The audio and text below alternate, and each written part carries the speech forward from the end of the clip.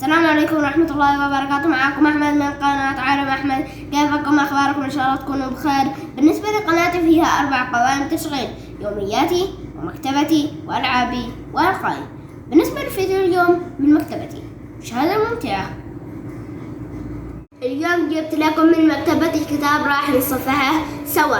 الكتاب هو قاموس الحيوانات المصور بحجم كبير، فيه أكثر من 230 نوعا من الحيوانات، مكتوب اسمها بالعربي والإنجليزي، وأيضا مكتوب موطن كل حيوان. الكتاب جميل ورائع، وأنا أقضي وقت ممتع وأنا أتفرج على الصور وأرى أنواع الحيوانات، مرتب بالأحرف الإنجليزية من A إلى Z، وهو من مكتبة جرير. قيمته 22 ريال. والآن نتصفح الكتاب سوا. وهذا هو الكتاب نتصفحه سوا. مثلا عندنا هنا لتل A جحش، آس، أنماط مختلفة في أنحاء العالم.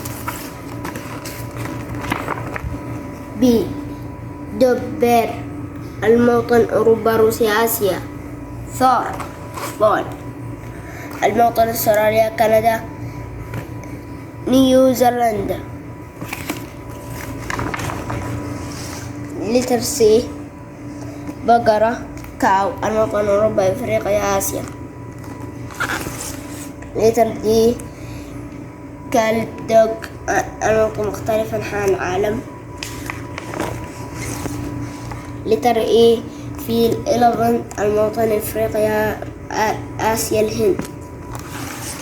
لتر اف ثعلب، فوكس، الموطن كندا، الولايات المتحدة الأمريكية، أوروبا، آسيا. وعلى مهله عملنا.